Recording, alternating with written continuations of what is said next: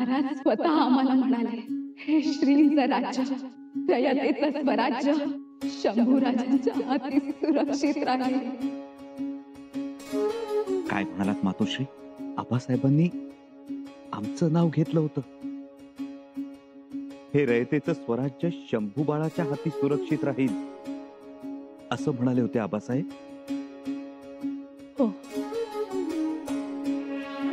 मातोश्री, तुमचे शब्द आमच्यासाठी लाख मोलाचे. आम्ही तर जीवनाची लढाई हरल्याप्रमाणे उमेद हरवून बसलो होतो. पन्हाळगडावर आम्ही हिरोजी काकांना हेच विचारलं होतं, तर रायगडावर सुद्धा हेच विचारत होतो. पण त्यांनी सांगितलं नाही. आता कोणावर भरोसा ठेवू नका शंभूराजे.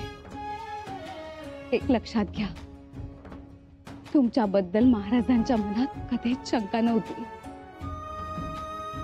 महाराज आम्हाला म्हणत होते, आम्ही उभं केलेलं हे सगळं निभावून न्यायला शंभूराजे समर्थ आहेत. स्वराज्याचं रक्षण तेच करतील. मोठा भरोसा होता तुमच्यावर. बघा, आम्ही बी हेच म्हणत होतो. म्या स्वतः तुमची आणि महाराजांची पन्हाळा भेट बघितली की. मातोश्री, मातोश्री, आमचं आयुष्य सत्कारणी लागलं. शंभूराजे, आता कोणताही विचार करू नका. कोणी काही सांगेल, दिशाभूल करेल, तुम्ही लक्ष देऊ नका. आता सगळ्या गोष्टींचा मतितार्थ ओळखावा आणि सावधपणे निर्णय घ्यावा. होय मातोश्री, आम्ही सावधपणेच निर्णय घेऊ. आपण चिंता करू नये. शंभूराजे, आम्ही पुन्हा सांगतो, महाराजांचं संकल्पित पुरं करा. स्वराज्यावर कळस चढवाल, औरंगजेबास रोखून ठेवा, दिल्लीवर भगवा फडकवाल. तुमच्या आबासाहेबांना हे वाटत होतं तुमच्याबद्दल, आणि हे सांगण्यासाठी आम्ही थांबलोय. तुम्ही रायगडावर यायची डोळ्यात तेल घालून वाट बघत होतो आम्ही. आम्हाला कल्पना होती, काही माणसं तुम्हाला चुकीची खबर देतील, शब्दांनी बेदखल करतील. म्हणून आम्ही आमच्या स्वारींच्या मागे जिवंत राहिलो आणि हा सूर्य, हा जयद्रथ दाखवला. आता निर्णय तुम्हाला घ्यायचा. जी मातोश्री. आम्हाला क्षमा असावी. तुमचा आदेश मोडून आम्ही सदरेवर आलो. निघतो आम्ही. शंभूराजे, एक ध्यानात ठेवावं, कटकारस्थानांचं हे मळब दूर व्हावं आणि भगवा पुन्हा रायगडाच्या बुलंद बुरुजावर शिवतेजानं फडकत राहावा. हीच इच्छा.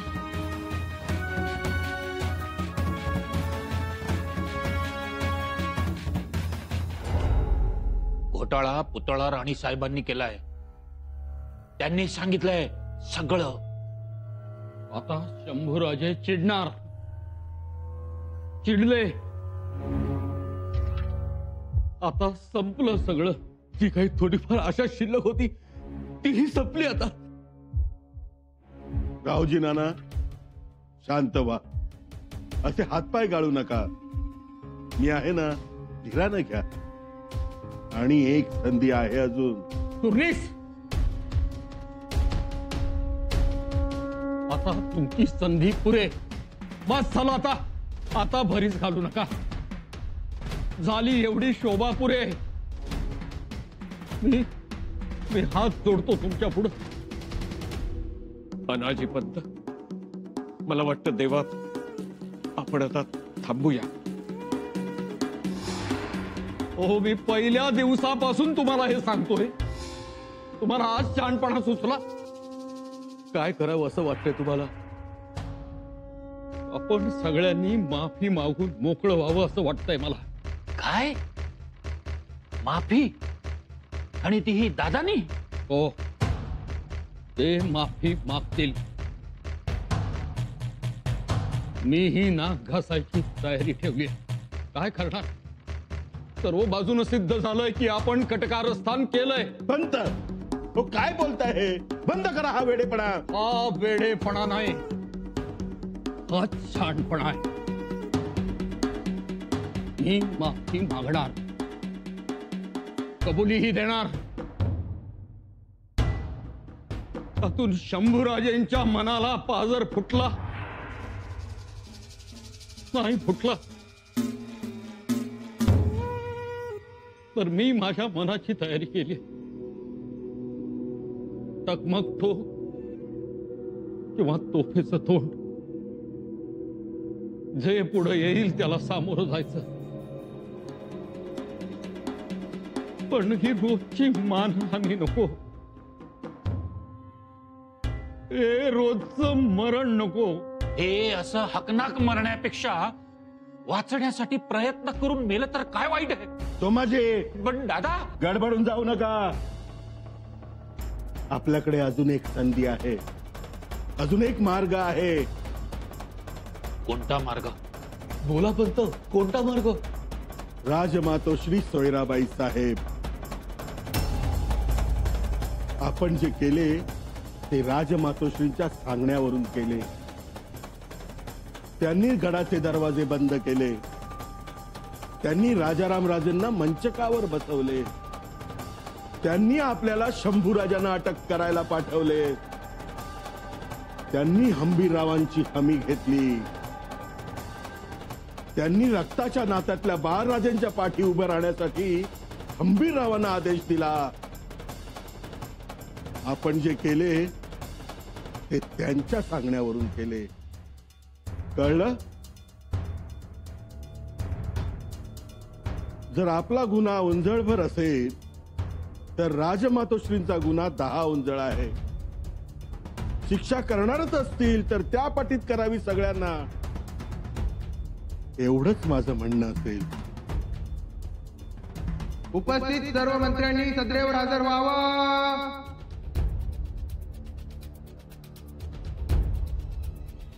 मी जे बोललोय ते लक्षात ठेवा.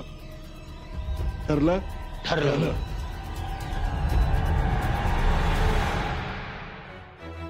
जरा सुनबाई, ज्याच्यासाठी आम्ही आमच्या महाराजांच्या नंतर एवढे दिवस जीव धरून थांबलो होतो, आज ते काम झालं. चल मातोश्री, पुन्हा गरज लागली तर?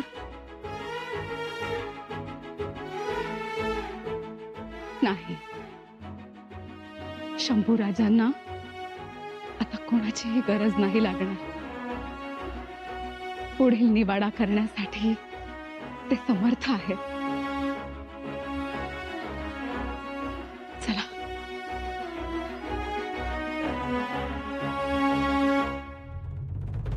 अखेर अनाजी पंतांच्या नावाचा पुकारा झाला तर? जी राजमातोश्री, पुकारा ऐकूनच मी आले खबर द्यायला. त्या अगोदर काय घडलं? हिरोजीराव खोटे पडले. शंभूराजे त्यासनी विचारत होते की महाराज शेवटी काय बोलले.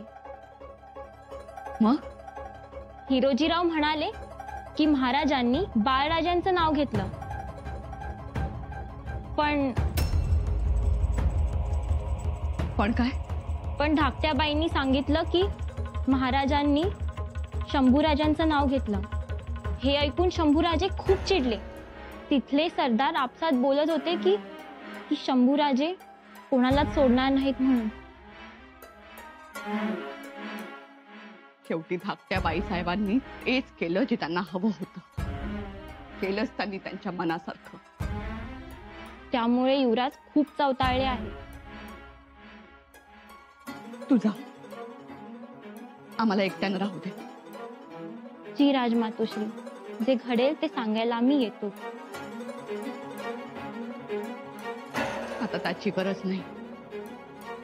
आमच्या महालाकडील राबता बंद कर. जी. याचा अर्थ एकच, शंभूराजे आपल्याला आरोपी म्हणून उभं करणार. आपली मानहानी होणार, आपला रुबाबही संपणार, थोरले पण माती मोल होणार. त्या धाकट्या बाईंनी आगीत तुपाची धार ओतली, फडका होणार. यातली एकही संधी आपण त्यांना द्यायची नाही. आपण स्वतःचा आत्मघात करून घ्यावा, स्वतःला संपवून घ्यावं. ते जास्त चांगलं.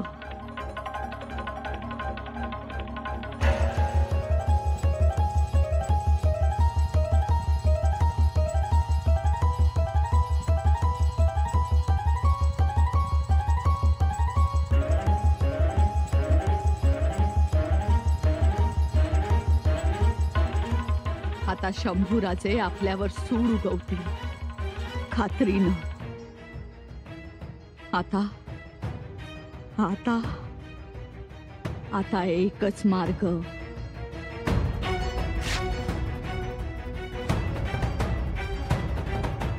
मातोश्री,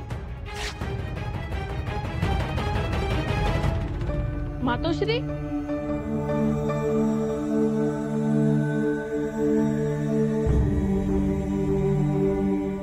काय झालं? तुम्ही राबताही बंद केलात का? आम्ही केव्हाच तुमच्या महाली आलोय, तुम्ही याची दखलही घेतली नाही. मातोश्री, काय झालंय?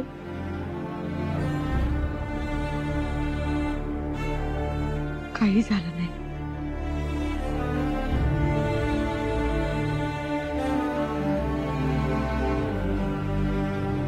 आणि काही होऊही नये बाळराजे.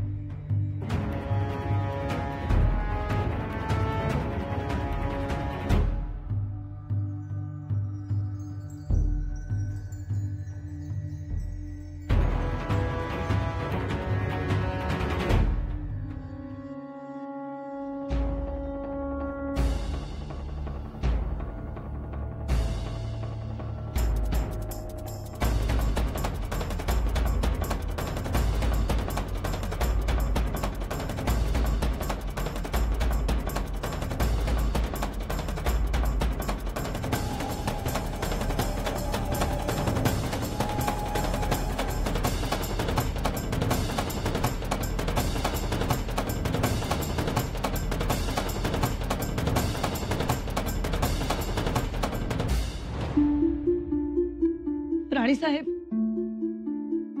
राणीसाहेब,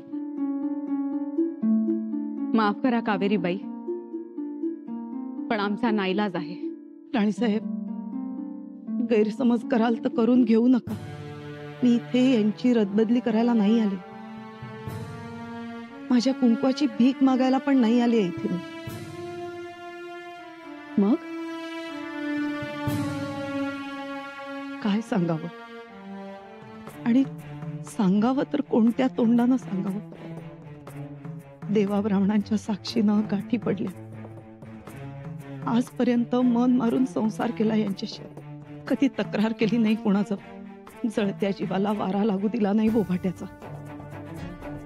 निमूटपणे सहन केलं सगळं. पण आज इथे आले वेगळ्याच ओढीनं.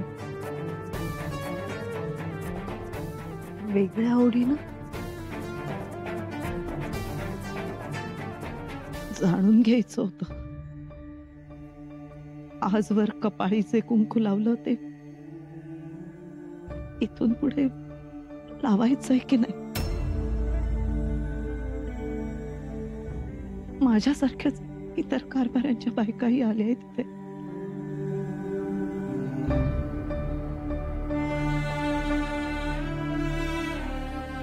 कावेरीबाई, तुमचा सल कळतोय आम्हाला.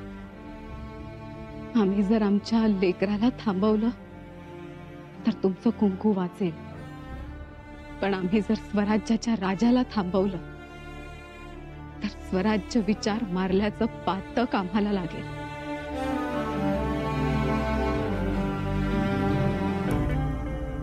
मातोश्री, राजा आणि पुत्र दोघांना थांबवू शकेल आणि स्वराज्य विचार टिकवू शकेल अशी एक व्यक्ती आहे रायगडावर. कोण? सोयरा मातोश्री. थोरल्याबाई साहेब. होय मातोश्री, घडल्या प्रकाराची जबाबदारी स्वीकारून मोठ्या मनानं त्यांनी चूक कबूल केली तर सगळाच अनर्थ टळणार आहे.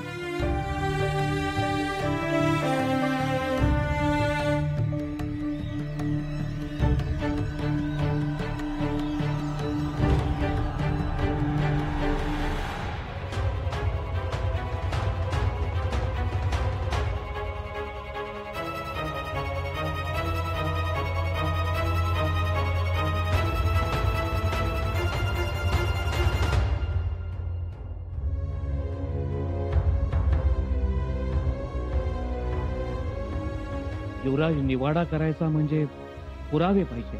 अहो ढिगानं पुरावे आहे ते. अहो तुम्ही म्हणता ढिगानं, पण प्रत्यक्षात कारभाऱ्यांच्या विरोधातले पुरावे हवेत. परंतु काही पुरावे नष्ट केलेत मातबर कारभाऱ्यांनी. अहो तेच म्हणतोय आम्ही, प्रत्यक्षात पुरावे नाहीच आहेत. पुरावा कसा? ठोस हवा. बघा युवराज काय बोलतेत ते बघा. हा? आणि मी म्हणतो नसला तर नसला पुरावा. त्यांनी काय केलंय ते आपल्या डोळ्यासमोर आहे की काय युवराज. मी तर त्याच्या पुढे जाऊन बोलतो. कशाला पाहिजे निवाडा? हा? आहेत का ते तेवढ्या चालीची? अहो अटक करायला आलते, ह्योच पुरावा माना आणि द्या त्यांना चकमक टोकावरून ढकलून, नाही तर फासावर, नाहीतर सोडा साखळ दंड करा मोकळं हत्तीसनी होऊन जाऊ द्या. लय झालं आता. सरनोबत, अहो तुम्ही हत्तीला सोडाल, पण रायगडावरचे हत्ती मंत्र्यांना ओळखतात. हं? ते सुद्धा पाय उचलताना विचार करतील. प्रल्हादपंत, काय म्हणायचं काय तुम्हाला? युवराज, पुरावा नसताना कारवाई केली तर तो अविचार ठरेल आणि अधिकाराचा गैरवापर केल्यासारखं होईल. अहो कसला गैरवापर? काय बोलताय तुम्ही? अटकेचं पत्र कोण नाचवत आलं होतं? परंतु ते पत्र त्यांनी लिहिलं नव्हतं. या पत्रामागे कोणाची बुद्धी आहे हे स्पष्टपणे समोर यायला हवं.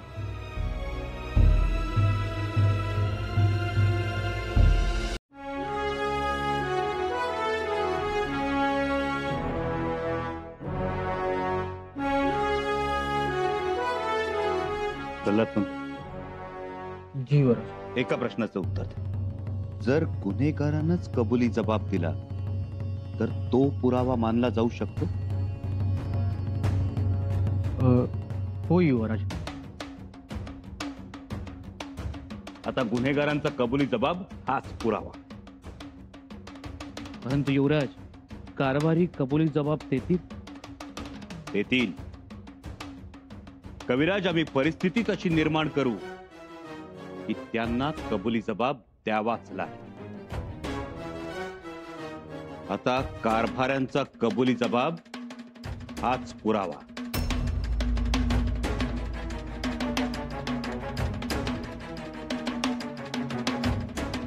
युवराज, तानाजी पंत जुमानतील का नाही जुमानणार? काय आभाळात न पडलेत का काय न जुमानायला? कविराज, आम्ही त्यांच्याकडून वदवून ठेवू. हा, आणि त्या कलत म्यालय पारंगत आहे. परंतु युवराज, ते पायानं तिकडे मारतात न सुटणारे. आणि म्या पायानं किडे मारतो न मरणारे. कविराज, आज बघाच आम्ही काय करतो ते. हा बघा बघा पर काळजावर हात ठेवून बघा. अखेर आज तो दिवस उगवला जो रायगडाच्या बेला कड्यावर बुरुजाच्या काळ्या पाषाणावर कोरला जाईल. अनाची दत्तो सुर्नीस, आयुष्यात पहिल्यांदाच आम्हाला तुमच्या आगमनाची आतुरता आहे. या अनाची पंत या